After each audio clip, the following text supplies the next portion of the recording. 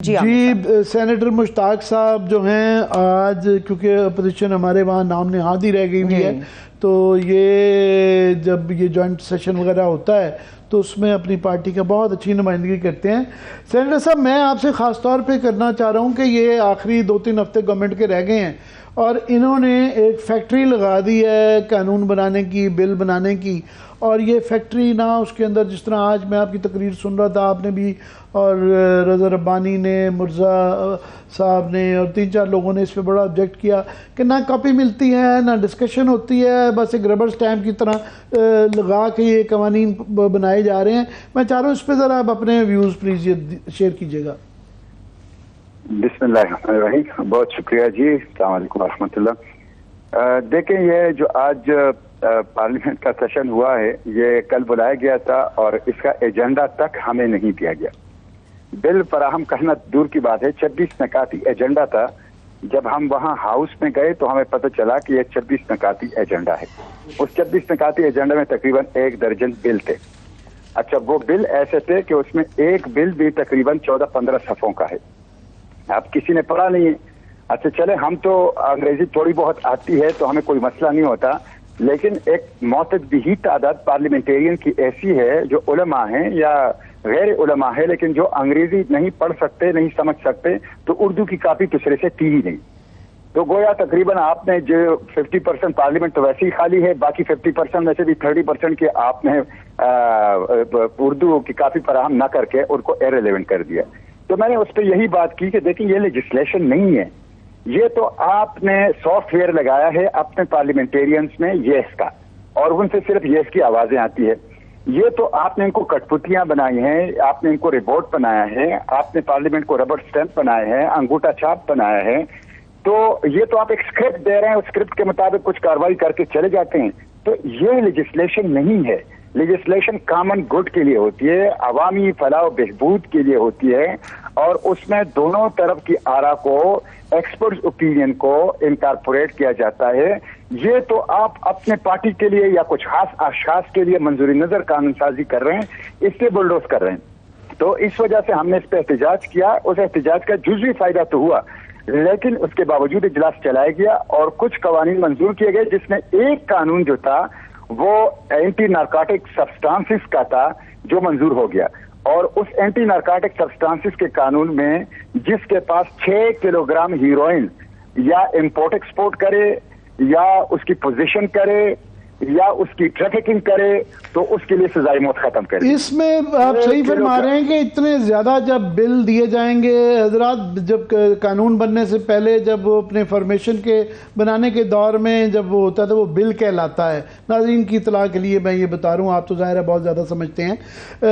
Senator صاحب، اس میں جو کافی سارے بل جو ہیں ان کے بڑے دور اثر نتائج ہیں، کیونکہ یہاں بھی اسمبلیاں تحلیل ہونے کو ہیں اور امید ہے ہمیں کہ الیکشن ہو جائیں گے، تو یہ خاص طور پہ جو الیکشن اصلاحات کا جو ترمیم جو کی گئی ہیں اس کے اندر جو کوئکلی آپ یہ بتائیے گا، جو کافی اچھی چیزیں بھی ہیں پر جو اس کے اندر خطرناک چیزیں ہیں اس کے اندر یہ کہ ان کو نگران حکومت کو یہ اضافی اختیارات دیے جا رہے ہیں، پھر جو ہے ان کو یہ بھی اختیارات مل گئے ہیں کہ ملک کی معیشت کو لیے ضروری کام کرنا، کہ تیسرا جو ہے سب سے خطرناک کہ بین الاقوامی اداروں اور غیر ملکی معاہدوں سے معاہدے کرنے کے بھی مجاز ہوں گے۔ تو ہمارا یہ تھا کہ نگران حکومت کا بنیادی مقصد الیکشن کروانا ہے۔ یہ جو بڑھایا جا رہا ہے مینڈیٹ، اس کے پیچھے کیا فکر ہے، کیا ایجنڈا ہے؟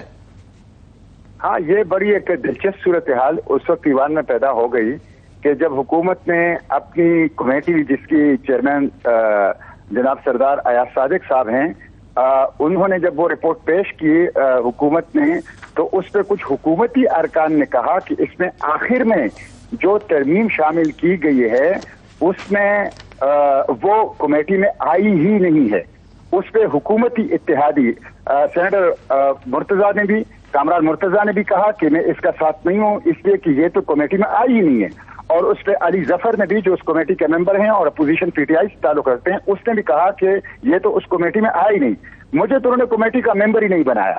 मुझसे तो कमेटी ने कोई इनपुट ही नहीं लिया है। लेकिन जब कमेटी के खुद अपने दो अरकान जिसमें से एक ट्रेजरी बेंच से ताल्लुक रखता है, उसने खुद कहा, तो खुद पूरी कमेटी का जो एतमाद है, जो उसका ट्रस्ट है, वो तो बाकी नहीं रहा। तो जी सेनेटर साहब, हमारे पास टाइम आज महदूद है, आपको तकलीफ देते रहेंगे।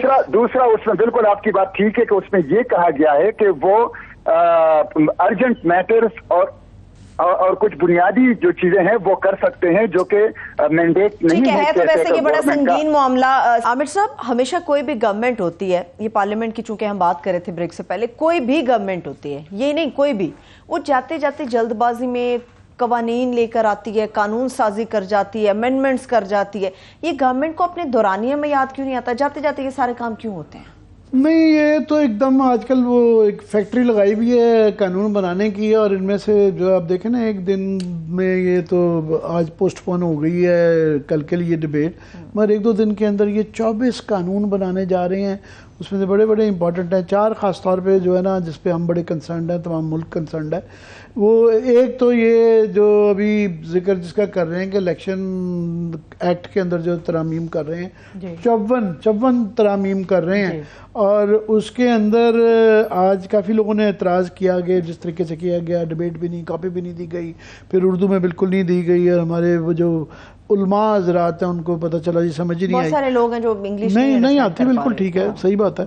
तो उसमें पीपल्स पार्टी की तरफ से रज़ा रब्बानी साहब, जो कि काफ़ी अरसे से नज़र नहीं आ रहे थे, उन्होंने बड़ा सख्त अल्फाज में एतराज़ किया कि ये कोई रबर स्टैम्प तो नहीं है। हम ताज अदर साहब ने बहुत ज़्यादा रिएक्शन किया, मगर हमारी शहरी रहमान साहबा से बात हुई, वो इतनी कोई फिक्रमंदी नजर आई। अगर प्रोड्यूसर साहब, हमारे प्रोड्यूसर राना अकमल खान ने आज उनसे अर्लियर इन द डे बात की थी, ज़रा सुनवा दें कि वो क्या कह रही हैं इस पे। जी, मैं तो थी जब मियां रज़ा रब्बानी साहब बात कर रहे थे, और देखिए 2 कमेटीज बनी थी, 2 तो नहीं, 1 कमेटी बनाई गई थी।